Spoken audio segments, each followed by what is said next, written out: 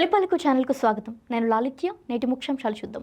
ఘనంగా దళపతి విజయ్ జన్మదిన వేడుకలు, నవజాత శిశువులకు బంగారు ఉంగరాల బహుమతులు.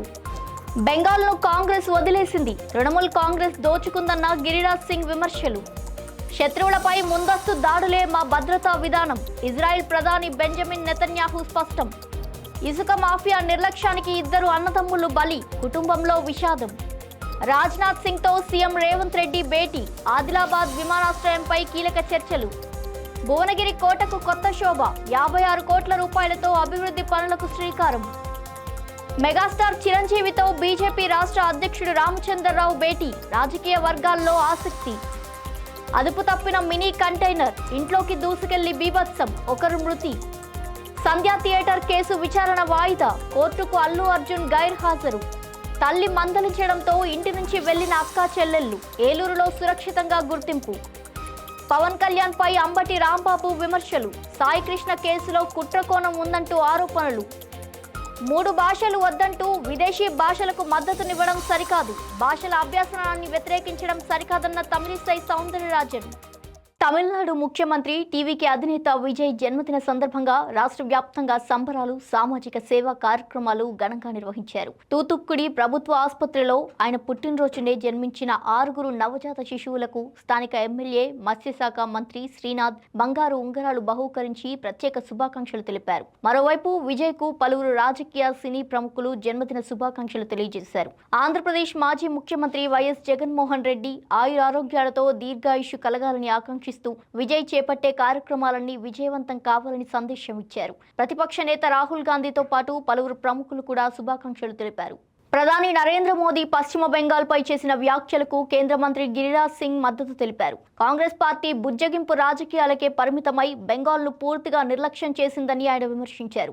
దేశ విభజన సమయంలో కాంగ్రెస్ బెంగాల్ను వదిలేసిందని, ఆ సమయంలోనే శ్యామప్రసాద్ ముఖర్జీ రాష్ట్రాన్ని కాపాడారని పేర్కొన్నారు. అనంతరం అధికారంలోకి వచ్చిన తృణమూల్ కాంగ్రెస్ రాష్ట్రాన్ని పూర్తిగా దోచుకుందని ఆరోపించారు. మమతా బెనర్జీ సాధారణ జీవన శైలితో ప్రజల ముందుకు వచ్చినప్పటికీ ఆమె నాయకత్వంలో అవినీతి, అక్రమాలు పెరిగాయని గిరిరాజ్ సింగ్ విమర్శించారు.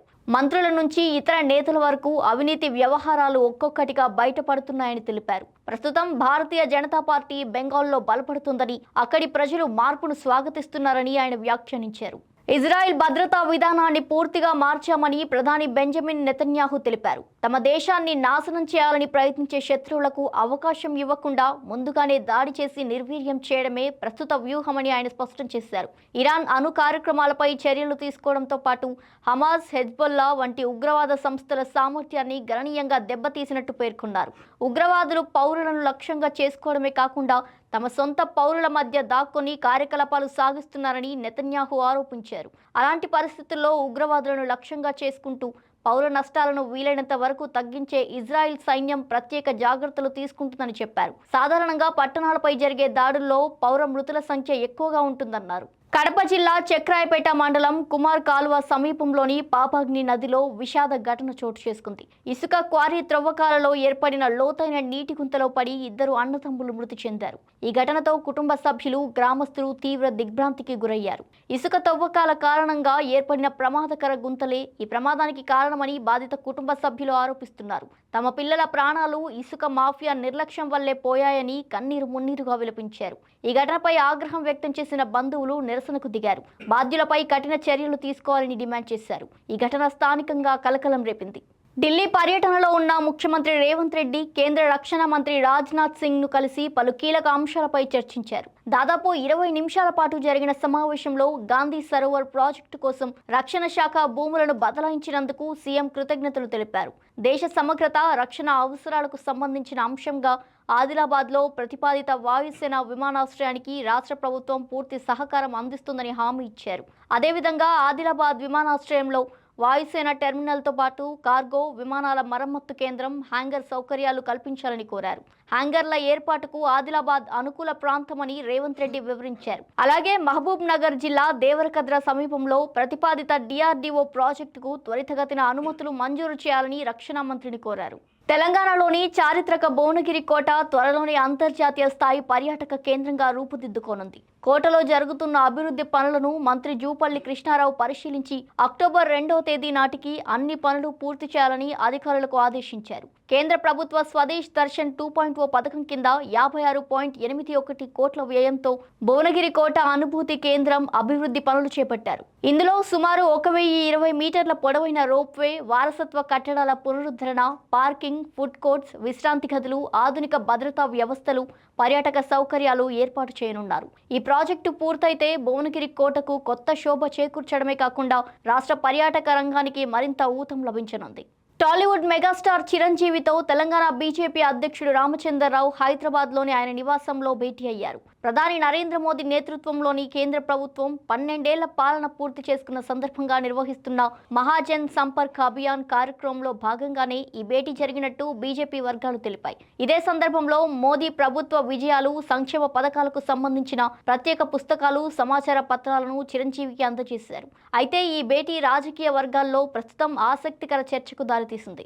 గతంలో రాజకీయాల్లో చురుకుగా వ్యవహరించిన చిరంజీవి మళ్లీ రాజకీయాల్లోకి వస్తారా, బీజేపీలో చేరే అవకాశం ఉందా అనే ఊహాగానాలు కూడా వినిపిస్తున్నాయి. ఇప్పటికే జనసేన అధినేత పవన్ కళ్యాణ్ ఎన్డీఏ కూటమిలో కీలక భాగస్వామిగా ఉండడంతో ఈ సమావేశం మరింత ప్రాధాన్యం సంతరించుకుంది. అయితే ఈ భేటీ పూర్తిగా మర్యాదపూర్వకంగానే జరిగిందని, ప్రభుత్వ విజయాలను వివరించడానికే చిరంజీవిని కలిసినట్టు బీజేపీ నేతలు స్పష్టం చేస్తున్నారు. నల్గొండ జిల్లా వేములపల్లి మండలం బుగ్గబావిగూడెంలో తెల్లవారుజామున విషాద ఘటన చోటు చేసుకుంది. అదుపు తప్పిన మినీ కంటైనర్ వేగంగా దూసుకొచ్చి నేరుగా ఓ నివాస గృహంలోకి చొచ్చుకెళ్లింది. ఆ సమయంలో ఇంట్లో నిద్రిస్తున్న వెంకన్న పైకి వాహనం ఎక్కడంతో ఆయన అక్కడికక్కడే మృతి చెందాడు. ఒక్కసారిగా భారీ శబ్దం వినిపించడంతో స్థానికులు భయాందోళనకు గురై ఘటనా స్థలానికి చేరుకున్నారు. సమాచారం అందుకున్న వేములపల్లి పోలీసులు వెంటనే అక్కడికి చేరుకొని పరిస్థితిని పరిశీలించారు. మృతదేహాన్ని స్వాధీనం చేసుకుని కేసు నమోదు చేసిన పోలీసులు ప్రమాదానికి గల కారణాలపై దర్యాప్తు చేపట్టారు. ఈ ఘటన స్థానికంగా తీవ్ర విషాదాన్ని నింపింది. సంధ్యా థియేటర్ తొక్కిసలాట కేసులో సినీ నటుడు అల్లు అర్జున్ నాంపల్లి కోర్టు ముందు హాజరు కాలేదు. సినిమా చిత్రీకరణ పనుల కారణంగా వ్యక్తిగత హాజరు నుంచి మినహాయింపు ఇవ్వాలని ఆయన కోర్టును కోరినట్టు సమాచారం. ఈ కేసుకు సంబంధించి హాజరు కావాలని ఇటీవల 19 మంది నిందితులకు కోర్టు ఆదేశాలు జారీ చేసింది. అయితే అల్లు అర్జున్ మినహా మిగతా నిందితులంతా న్యాయమూర్తి ఎదుట హాజరై బాండ్లపై సంతకాలు చేశారు. అనంతరం కేసు విచారణను జూలై 6వ తేదీకి వాయిదా వేశారు. పుష్ప 2 బెనిఫిట్ షో సందర్భంలో 2024 డిసెంబర్ 4వ తేదీన సంధ్యా థియేటర్లో జరిగిన తొక్కిసలాట ఘటనలో రేవతి అనే మహిళ మృతి చెందింది. ఆమె కుమారుడు శ్రీతేజ్ తీవ్రంగా గాయపడ్డాడు. ఈ కేసులో అల్లు అర్జున్ పేరును A11 గా చేర్చగా థియేటర్ యాజమాన్యాన్ని A1 నుంచి A10 వరకు నిందితులుగా పేర్కొన్నారు. ఇప్పటికే 23 మంది నిందితులపై పోలీసులు ఛార్జ్షీట్ దాఖలు చేశారు. హైదరాబాద్లో అదృశ్యమైన 3 అక్క చెల్లెలను పోలీసులు సురక్షితంగా గుర్తించారు. ఫలక్నామా పోలీస్ స్టేషన్ పరిధిలో జరిగిన ఈ ఘటనలో ఫోన్ను ఎక్కువగా ఉపయోగిస్తున్నారని తల్లి మందలించడంతో 3 బాలికలు ఇంటి నుంచి వెళ్లిపోయినట్టు తెలిసింది. పిల్లలు కనిపించకపోవడంతో ఆందోళన చెందిన తల్లి పోలీసులను ఆశ్రయించింది. కేసు నమోదు చేసిన పోలీసులు వెంటనే దర్యాప్తు ప్రారంభించారు. సాంకేతిక ఆధారాలు, ప్రత్యేక బృందాల సహాయంతో విచారణ చేపట్టిన పోలీసులు బాలికలు ఆంధ్రప్రదేశ్లోని ఏలూరులో ఉన్నట్టు గుర్తించారు. అనంతరం వారిని సురక్షితంగా అదుపులోకి తీసుకొని హైదరాబాద్కు తరలించారు. ఈ ఘటనతో కుటుంబ సభ్యులు ఊపిరి పీల్చుకోగా పిల్లలు ఇలాంటి నిర్ణయాలు తీసుకోకుండా తల్లిదండ్రులు వారితో స్నేహపూర్వకంగా మెలగాలని పోలీసులు సూచించారు. సాయికృష్ణ వ్యవహారం, కాపు సామాజిక వర్గానికి సంబంధించిన అంశాలపై మాజీ మంత్రి అంబటి రాంబాబు తీవ్ర వ్యాఖ్యలు చేశారు. పవన్ కళ్యాణ్ కాపులకు మేలు చేయకపోయినా పర్వాలేదని, అయితే వారిని శత్రువులుగా చూస్తున్నారంటూ ఆయన విమర్శించారు. కాపు కుల ప్రస్తావనను రాజకీయాల్లోకి తీసుకొచ్చింది పవన్ కళ్యాణే అంటూ ఆరోపించారు. భీమవరం, గాజువాక ఎన్నికల్లో ఓటమి అనంతరం కుల ప్రాతిపదికన ఓటింగ్ జరిగి ఉంటే తాను గెలిచేవాన్నంటూ పవన్ కళ్యాణ్ చెప్పలేదని ప్రశ్నించారు. సాయికృష్ణను మార్కాపురం నుంచి టాస్క్ ఫోర్స్ తీసుకువచ్చిందని, ఆయన అదృశ్యం వెనుక పెద్ద కుట్ర కోణం ఉందని అంబటి ఆరోపించారు. ఈ కేసులో ముందుగా విజయవాడ పోలీస్ కమిషనర్, ఆ తర్వాత సంబంధిత పోలీస్ అధికారుల బాధ్యతను పరిశీలించాలని డిమాండ్ చేశారు. ఒకవైపు సాయికృష్ణ కుటుంబానికి న్యాయం చేయాలని ముఖ్యమంత్రి చెప్తుంటే, మరోవైపు ఆయన క్రిమినల్ అని ఉప ముఖ్యమంత్రి వ్యాఖ్యానించడం విరుద్ధంగా ఉందని అంబటి రాంబాబు విమర్శించారు. తమిళనాడు ప్రభుత్వ భాషా విధానంపై బీజేపీ నేత తమిళిసై సౌందరరాజన్ విమర్శలు గుప్పించారు. రాష్ట్ర ఉన్నత విద్యాశాఖ మంత్రి విద్యార్థులు విదేశీ భాషలు నేర్చుకోవాలని ప్రోత్సహిస్తూనే 3 భాషల విధానాన్ని వ్యతిరేకించడం ఆశ్చర్యకరమని అన్నారు. విదేశీ భాషలకు మద్దతునిస్తూ దేశీయ భాషల అభ్యాసనాన్ని వ్యతిరేకించడం వారి సిద్ధాంతంలో స్పష్టత లేకపోవడాన్ని చూపుతుందని వ్యాఖ్యానించారు. విద్యార్థుల భవిష్యత్తు కోసం బహుభాషా పరిజ్ఞానం అవసరమని, భాషలను రాజకీయ కోణంలో కాకుండా విద్యా ఉపాధి అవకాశాల దృష్ట్యా చూడాలని ఆమె తెలిపారు. 3 భాషల విధానంపై తమిళనాడులో కొనసాగుతున్న చర్చల మధ్య తమిళసై చేసిన ఈ వ్యాఖ్యలు రాజకీయ దుమారానికి దారితీశాయి. ఇవి వాల్టి బులెటిన్ డీటెయిల్స్. మరో బులెటిన్తో మళ్ళీ కలుద్దాం. చూస్తూనే ఉండండి తొలి పలుకు న్యూస్.